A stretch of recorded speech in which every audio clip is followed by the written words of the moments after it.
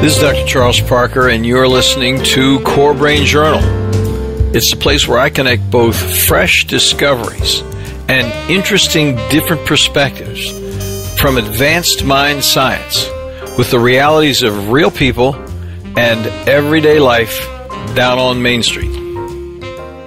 Well, welcome again, folks. Here we are at Core Brain Journal. Dr. Charles Parker bringing you episode 054. And our guest today is Dianne Emerson. And guess what we're going to be talking about?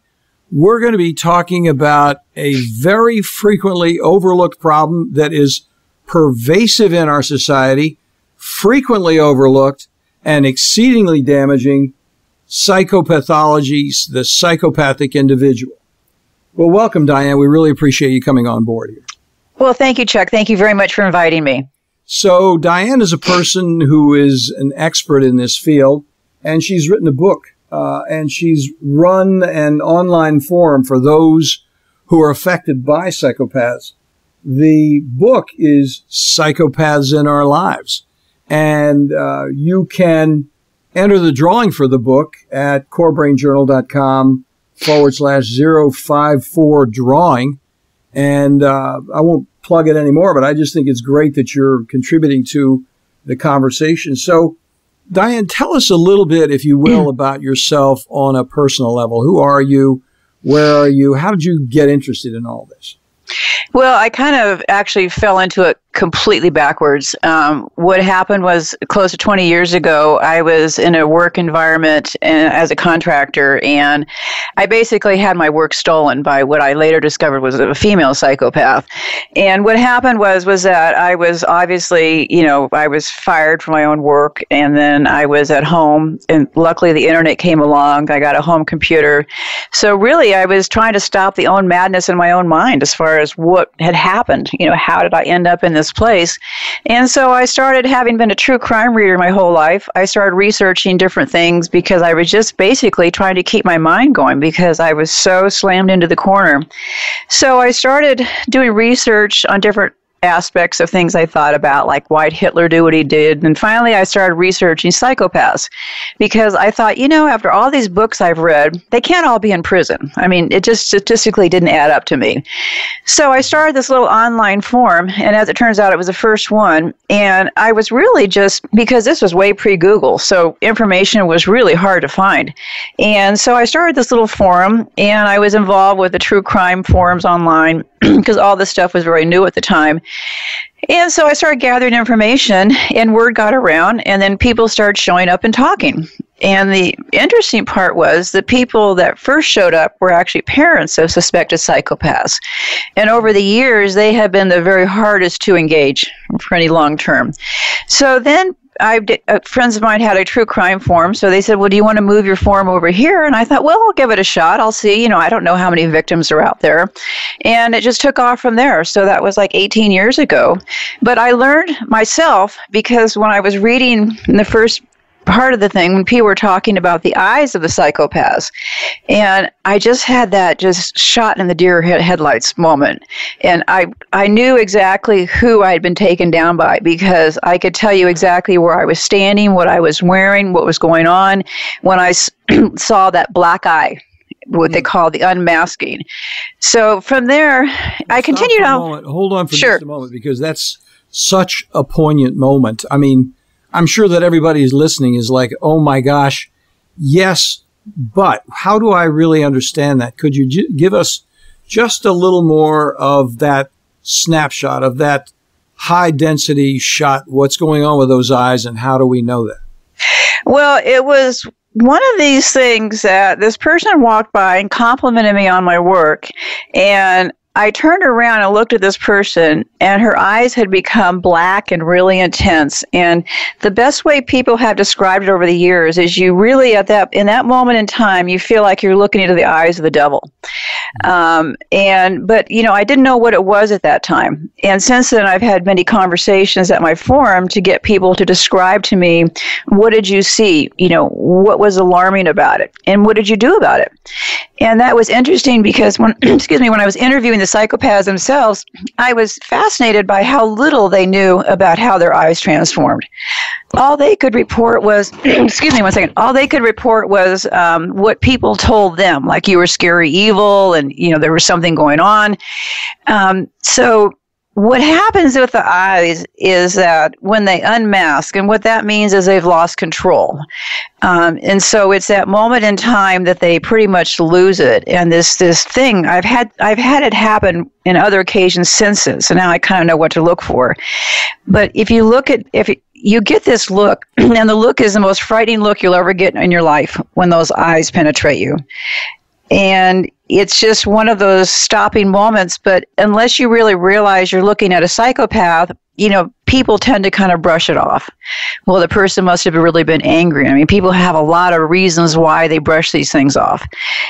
So that's typically what happens is the victims tend to kind of brush off these things and make excuses for them and allow the excuses to brush them off.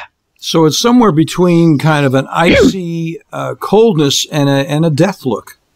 Yeah, it is. And the eyes actually, and I'm not a researcher, but this is my view and what I have reported from victims over the years. The eyes actually dilate in a way that is almost their eyes become black.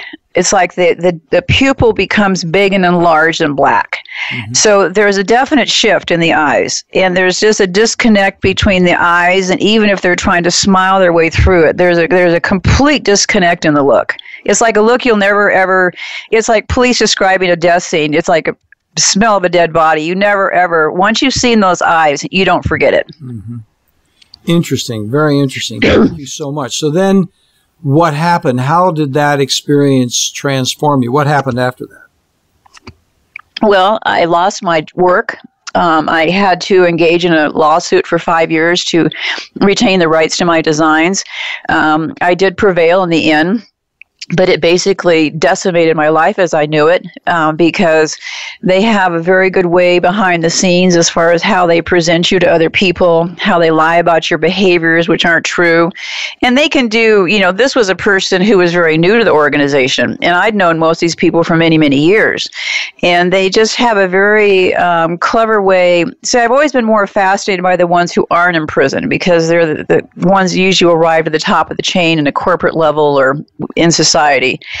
They have a very clever way of isolating you from other people, disseminating information to other people that might have one grain of truth, but they can kind of expand on that.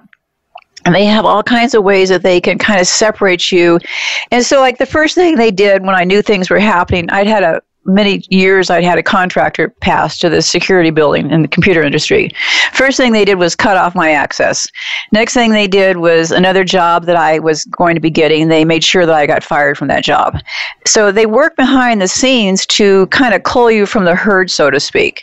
So basically, in my case, the 5-year lawsuit, I mean, it drained me financially. It drained me emotionally. It left me with a tremendous amount of insecurity, which I'm not an insecure person, but it made me very insecure. And it's been interesting since I published my book, because now I run into people who read it and they say, you know what? In looking back at my life, it really helped me clear up some fuzzy areas, some areas that I really had that yucky feeling about for years, because I didn't know why this person did that to me. And now I know who I was dealing with. So part of my goal is to raise awareness. It's so interesting. I was reading the foreword to your book, and it was very interesting what the individuals, 2 PhDs, were writing about your remarks. And I think it'd be helpful for our audience to say just a few more things about the actual content of the book in terms of taking it past the eyes. What else can we see that's external that we really need to define more appropriately who this person is before the mess hits the rotating blades? Well, here's the thing.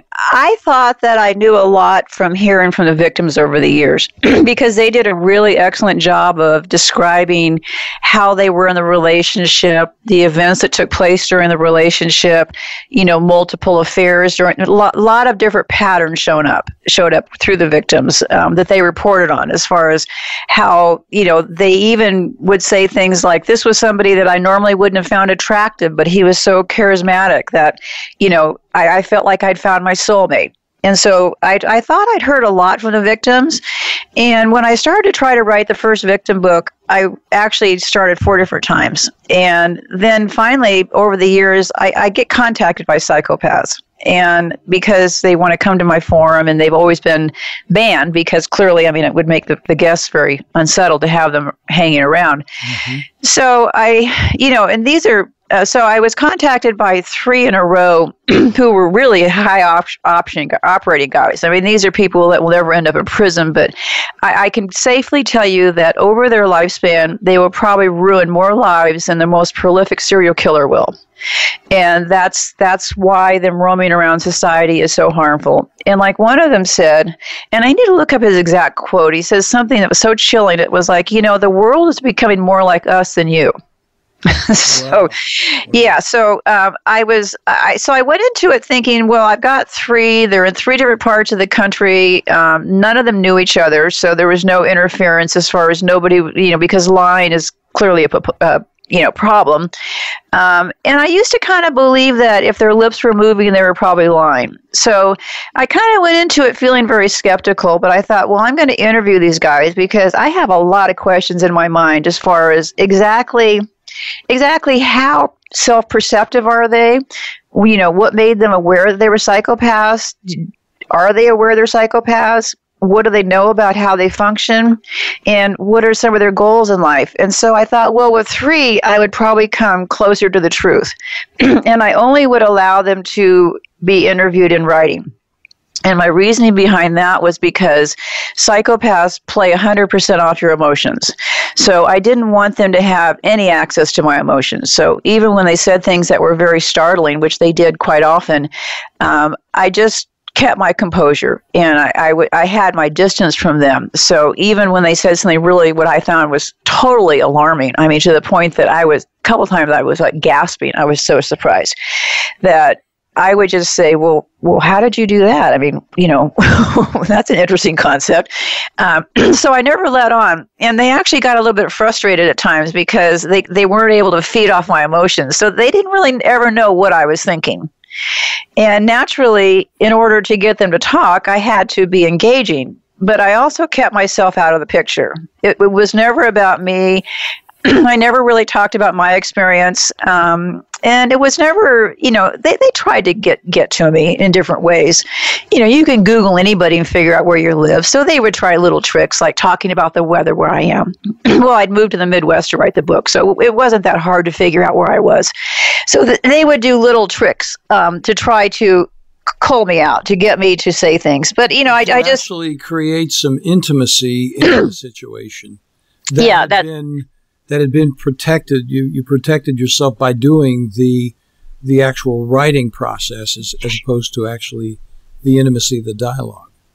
Well, yeah, because here's the thing, is that if I became engaged and entangled in the story, it wasn't going to be a story that would help anybody. Because why would I want to start arguing with them over why they did things? What I was trying to do was engage them to hear about why they did things. Mm-hmm. So I really had to follow more journalistic techniques and keep myself out of the middle of it. Like one of them, for example, gives his victims medications, antidepressants and mood stabilizers.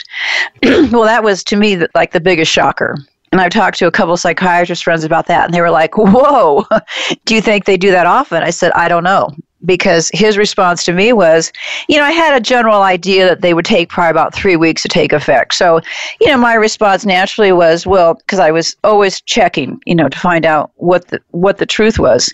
So I asked him I said, oh, well, that's kind of a different approach. Behind the scenes, I'm like just grabbing myself going, oh my, that is like the worst, creepiest, awful thing I've heard. And I said, so how long does that take? And he comes right back with, well, about 3 weeks. And he goes, well, anybody can get them. They're easy to get. And so then he went on to explain how he did it and why he did it. And so I needed to be removed, because if I would have shown him at that moment in time, like if I was video chatting with him, and they wanted to, one of them really wanted to do Skype interviews, but I wasn't going to. Mm-hmm. If I had let him see that moment in time, that would have shifted the whole conversation. Okay, they would have backpedaled the conversation in another direction. Mm-hmm. So I was just getting closer to the truth that way. And then I also would use that information to play off the other ones, to say, oh, I'm interviewing this guy who gives his victims medications. What would you do? And they had very, very different approaches. But see, in writing, what they did was, in writing, an interesting thing is that the first part of their response was probably the response that you would hear if you knew them in person. Okay, so let's say, for example, I said to Fred, oh, I'm talking to this other guy, because they knew I was interviewing 2 other psychopaths. So they knew there were 3 of them. And I said, so I'm interviewing this other guy, and he gives medications. What would you do? What do you think about that? And his response was, that is deplorable. And he goes on and on and on about how that's just the most unthinkable thing a person could do. Well, then he keeps talking, okay? And then it gets down to the truth. And the truth of the matter is, he says, well, what happens if they end up in needing hospital care and there is a medical trail? That would lead back to me. See, now we've gone from deplorable to that would be a stupid trick because I could get caught. Yes.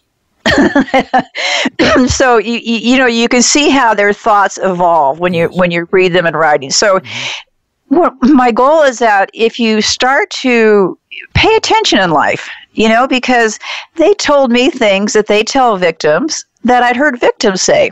And I always wondered about it. Like, victims would say, oh, he told me he's dark and evil. And my response was, well, what did you do? And they said, oh, he was just kidding. I mean, it was really, And, so they told me the same thing. They said, yeah, I tell people who I am. And they said, you know what the response is? They laugh. So, I'm thinking to myself, boy, these are just life pearls of wisdom. And I believe in the theory that you've told me and shown me who you are. I need to pay attention. Well said. Very interesting. I really haven't heard that before. Yeah, so they do in their own way tell you who they are. But, here's the thing. They attract a type, okay? They're out after kind and caring people. And that's the goal for all of us, to be kind and caring people, okay? Even as things get crazy in the world, I like to think of myself as always thinking in terms of kindness first, okay? And I care about things. I care about people around me. I care about myself. I care about a lot of things. But that's the type they're looking for. So the trick is that not to become a desensitized, ruthless person and be able to live with your kindness and caring, but know that you're more likely the type that predators are going to go after. Very interesting point. Yeah, because they're looking for a victim, and a victim is going to get caught in that trial identification with that suffering individual. In fact, if a person says, I'm evil or I'm foreboding or something like that, it's almost like saying, I have a problem, can you help me? Well, yeah, what happens is the kind and caring person rushes in to help. And what they do is they use they portray themselves as the victim. And it's interesting because they use that portrayal while they're creating victims. So a kind and caring person is a perfect setup for a victim, because let's say somebody's telling you about their tragic childhood and why nobody talks to them or why all their other relationships have been failures. A kind and caring person will rush in to nurture and try to heal. And that's what they're looking for. So they're setting little trails along the way to have you start to pick up those little crumbs along the way and see how far they can take you. Now, on the extreme side, I saw this one guy being interviewed, and he was a very serious abuser. He wasn't like the guys that I interviewed. These guys are sneaky, sly. People would be in relationship with them for years and not know how they got to them. But this guy said he had a very simple approach. He was one of your basic ones who probably will spend most of his life in prison. But he said, when I pick up a victim, the first thing I do is I smack them. And the interviewer said, well, why do you do that? He said, because 2 reasons. One is I've either got a victim for life or they leave. they have this fascinating self identification. Wow, that's a job interview, isn't it?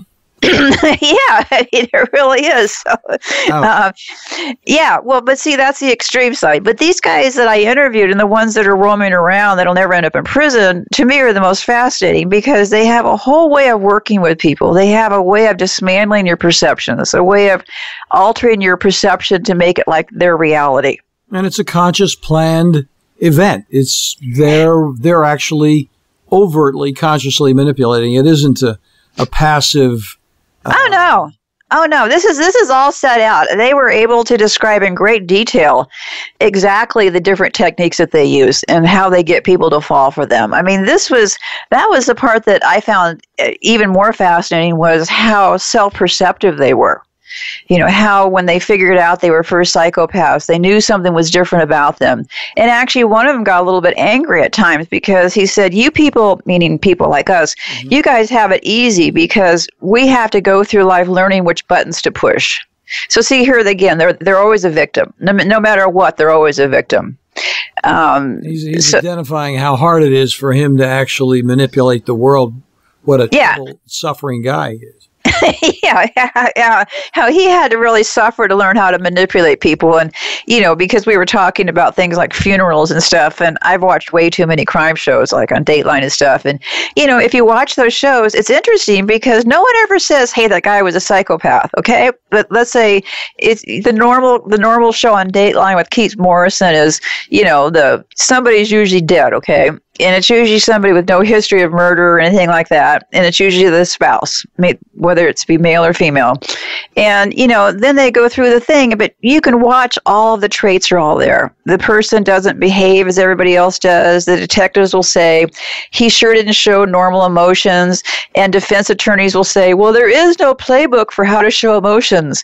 And then the defense attorneys, sometimes their defense will be, he's so smart. How could you accuse him of doing something so stupid? Well, because he did it. So then you go along and everybody's talking about this guy and the lack of emotions, okay? And family members will all say, you know, we didn't like him from the very beginning.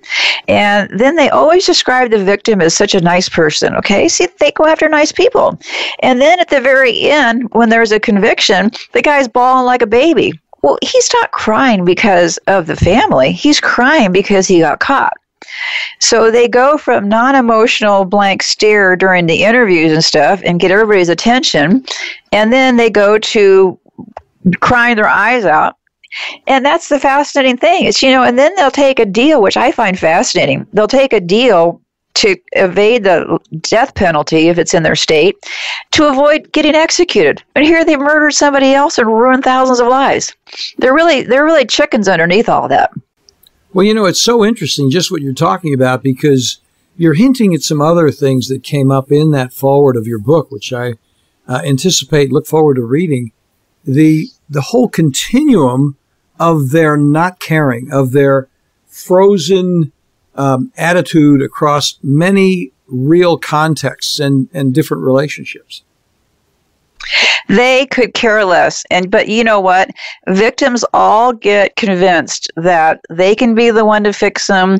They can come back to them. They will re-victimize themselves by engaging in the relationships. And really, the victim isn't to blame. It's because these people are that good at what they do in convincing you that they will change.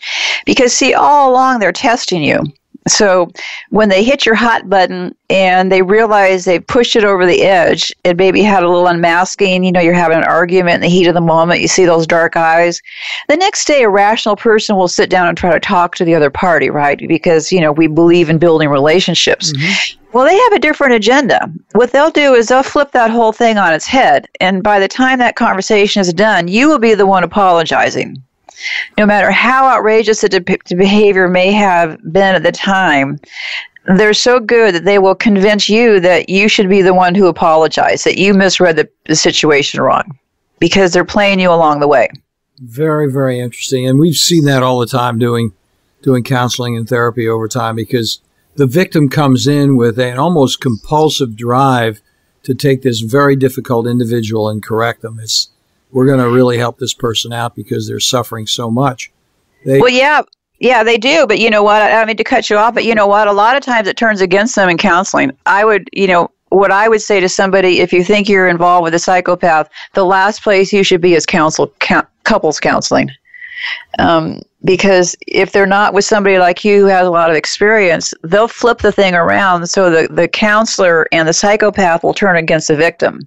We see that happen all the time. We do see that happen all the time.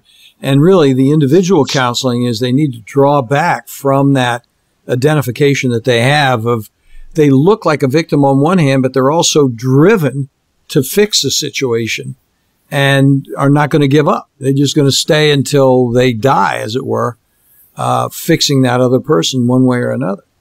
Well, that's why, somebody who marries a disordered person or engages with one will usually trade that person off for the next one with a different color hair, different walk, different whatever. Mm-hmm. I have kind of a simplistic view of that.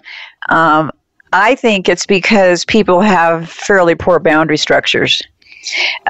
So they don't run, and instead of taking a look at things, and I've had a lot of work on my own boundaries through therapy myself, because I think that's something we societally kind of, it's an issue, okay? It's not anything You're talking about the victim. Just point of clarification. You're talking about the victim. Yeah. Yeah.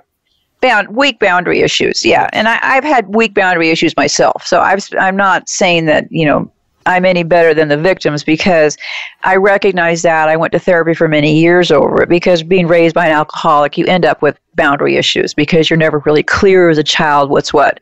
Because I had an alcoholic father and a borderline mother. So you end up with some pretty complicated things in your own mind as far as where the lines are. You don't know what the reality is, because it's not a real situation. Well, and no. It's constantly being renegotiated in some way.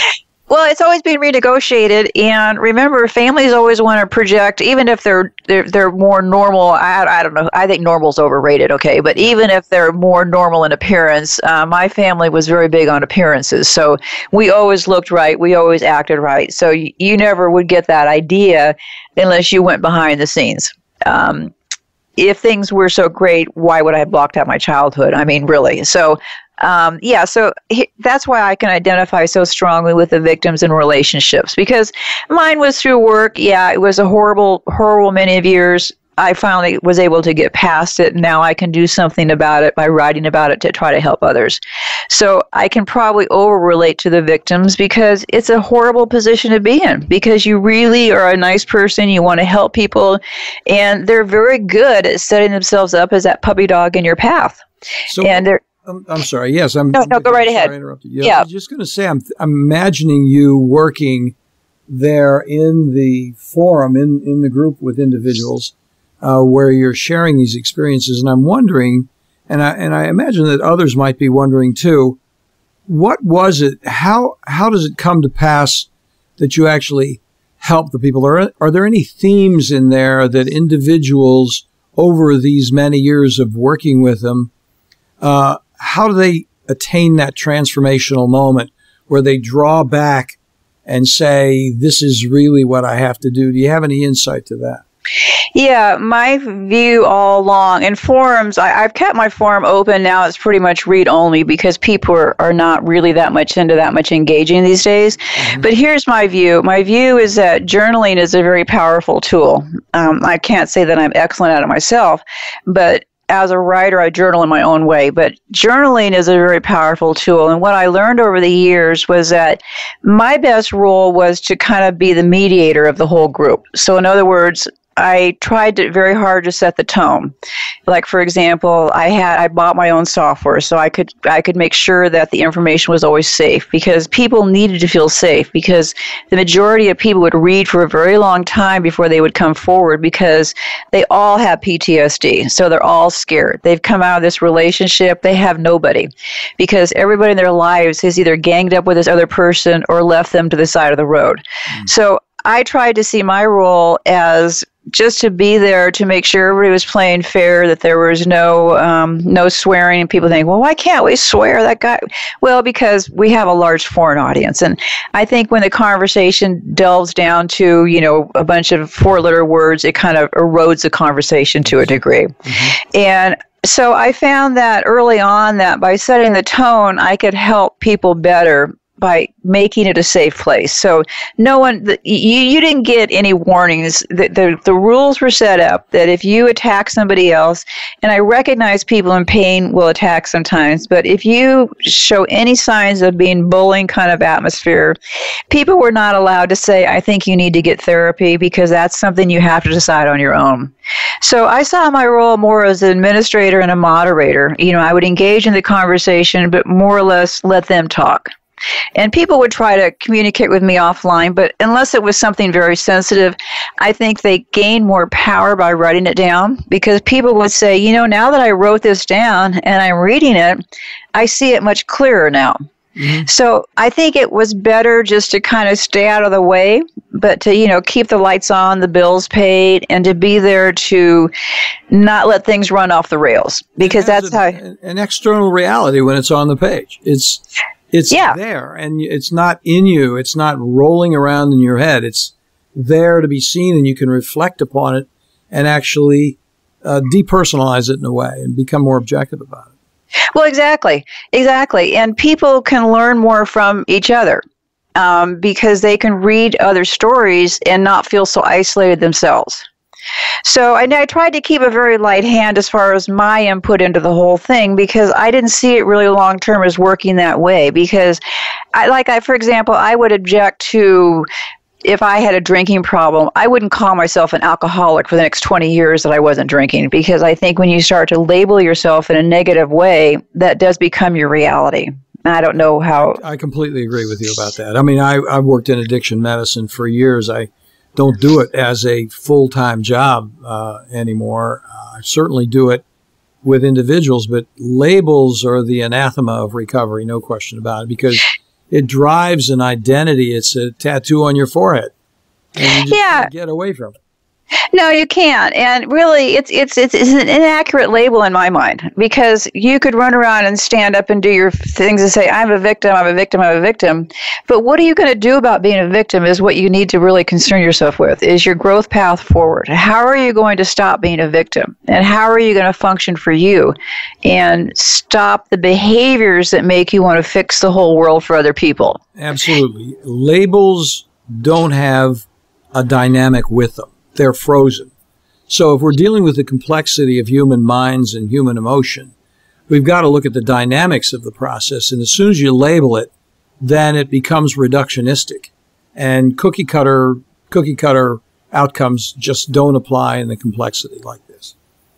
Yeah, and really, you're not so much a victim as that you had a life-altering experience that you need to be able to learn how it happened, know how to identify what the path was that got you there, and identify the behaviors of the other side so you can work on them yourself. Because I'm coming from a place of, I spent my whole life giving everything I had away. Okay, you had a problem, come to me, I'll give you everything I have.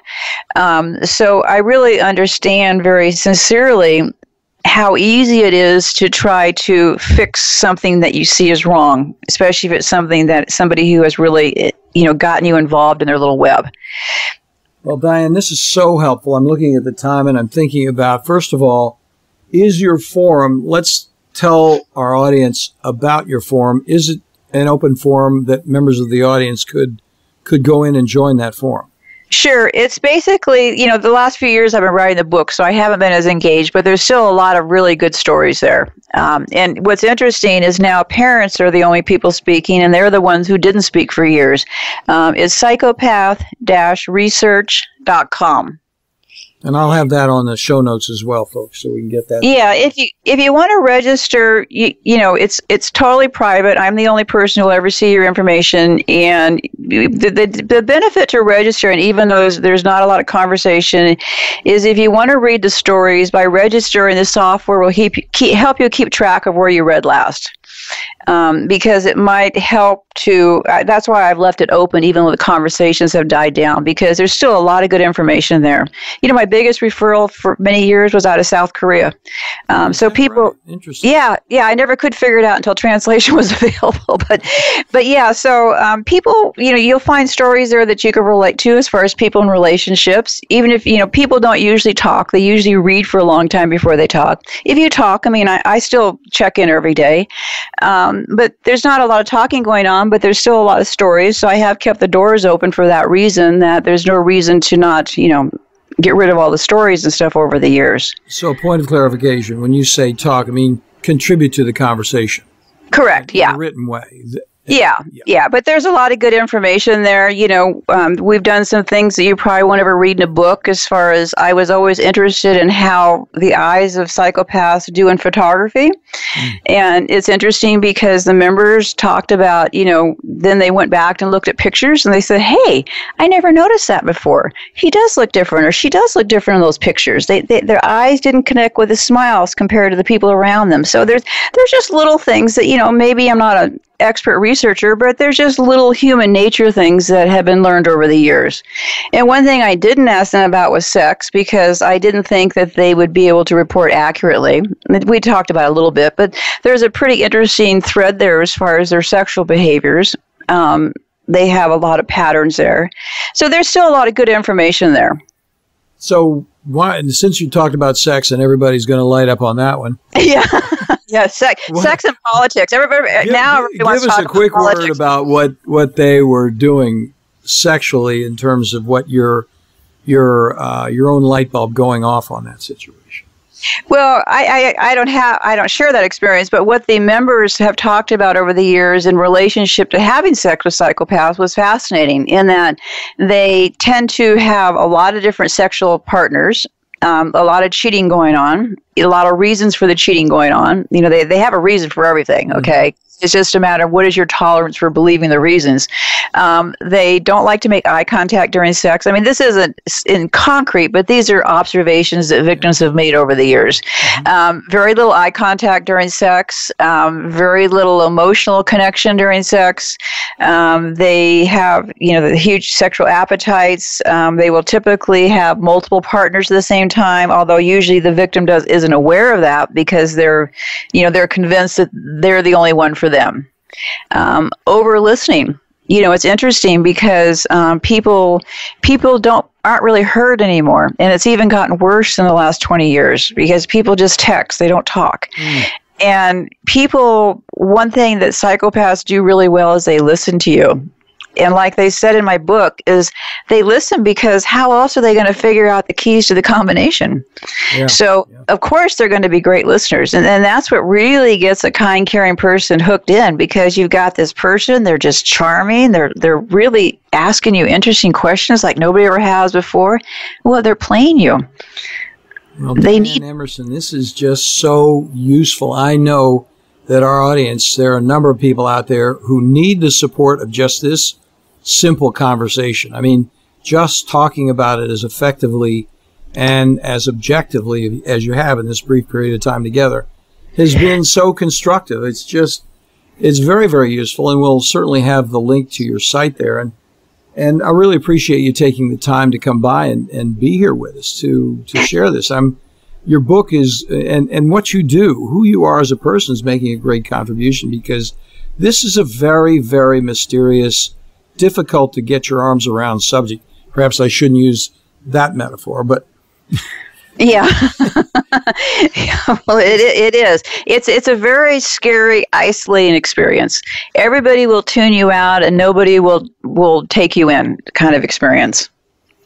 Well, thank you so much. I really appreciate your coming on. Do you have any closing remarks as we wind down that you think perhaps? One thing is it's Dianne with 2 N's, Dianne Emerson. So if you go to look me up, I don't do Twitter or anything like that. I have a little baby Facebook page, but I'm not a social media person. But if you want to Google me, it's under Dianne with 2 N's.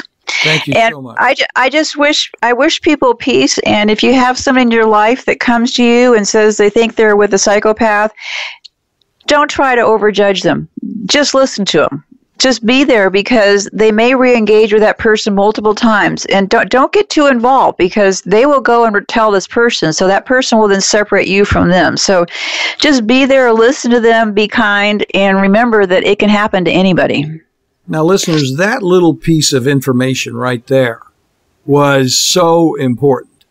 And I'm not going to repeat it. It's here. It's on a recording. You can play it back. But that particular piece of information of how to engage with a friend or a loved one who you think is going down the tubes with a psychopath was a very, very important piece of information. Yeah, thank you, because part of their goal is to make you feel like you're crazy. So then the last thing you need are your friends and family to reinforce that idea in your head. And then all of a sudden they're by themselves and they're totally along with the psychopath. Well, their goal is to convince you that you're crazy by gaslighting you. Okay, that is the number one goal: control and convince you you're crazy. Mm-hmm. So then, when you do escape, and everybody else is reaffirming this crazy concept, you really start to believe the message that I felt so crazy for a long time myself. That was I capable of working again? I mean, did I blow it somehow? What did I do wrong? And that's exactly the feelings you're left with. So kindness and compassion and listening, because don't try to rush in and fix it until they're ready to move out of it. Well said. One more time. Long distance high five. Excellent job. Really appreciate. Thank you, Chuck. It was really a pleasure. Thank you. We'll be back again sometime. Okay, I'm glad to have you have you have me be back. Thank you, Dianne. It's been a lot of fun. Really appreciate it. Thanks for listening to Core Brain Journal. We're working every day behind the scenes to bring you reports that connect research benches with those street trenches. Here we share the complexity of mind science because, as you know, details really do matter. One of the most pervasive, misunderstood challenges is how commonplace medications, like those written for ADHD, are used so regularly without clear guidelines.